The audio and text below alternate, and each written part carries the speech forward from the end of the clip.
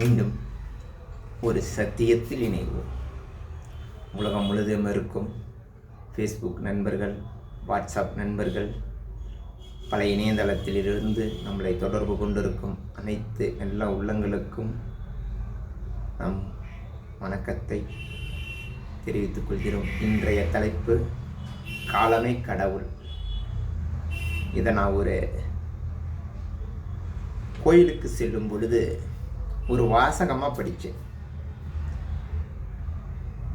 மிகப்பெரிய அன்றாட நடைமுறை வாழ்க்கையில் இருக்கின்ற இந்த சத்தியம், இது மிகப்பெரிய ஒரு புத்திசாலித்தனமும் கூட. ஒரு மனிதன் காலமே கடவுள்.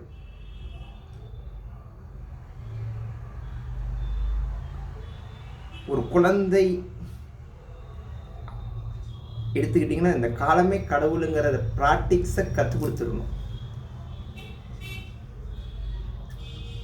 உலகத்தில் இருக்கும் மிகப்பெரிய கோடீஸ்வரனாக இருக்கட்டும், கடைசி ஏழையாக இருக்கட்டும், எந்த நாடாக இருக்கட்டும், எந்த இடமாக இருக்கட்டும், கோபுரத்தில் இருந்தாலும் சரி, குப்பை மேட்டில் இருந்தாலும் சரி, சென்ற வினாடிகளை எத்தனை கோடி கொடுத்தாலும் காலத்தை வாங்கவே முடியாது.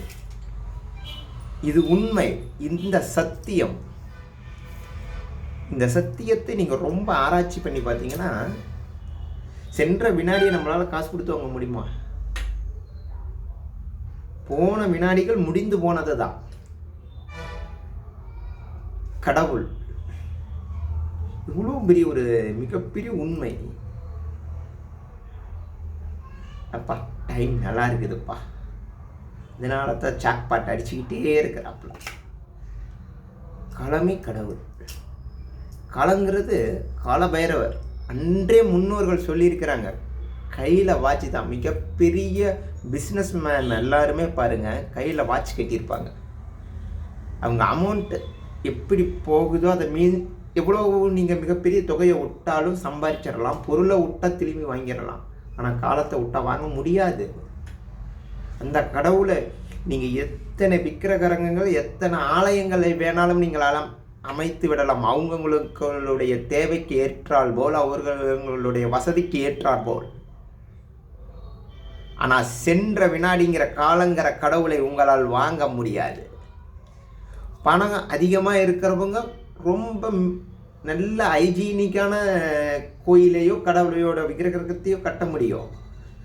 அவர்களுடைய பணத்தோட இருப்பின் தேவைக்கு தகுந்த மாதிரி அவங்களுடைய தேவைகளை பூர்த்தி பண்ணி அவங்களுடைய கடவுளை வடிவமைக்க முடியும். ஆனால் காலங்கிற கடவுளை நீங்கள் எத்தனை கோடி கொடுத்தாலும் சென்ற வினாடிகளையும் வரப்போகிற வினாடிகளை எப்படி பயன்படுத்துவது என்கின்ற சத்தியத்தை நாம் உணர்ந்து செயல்படுத்த வேண்டும்.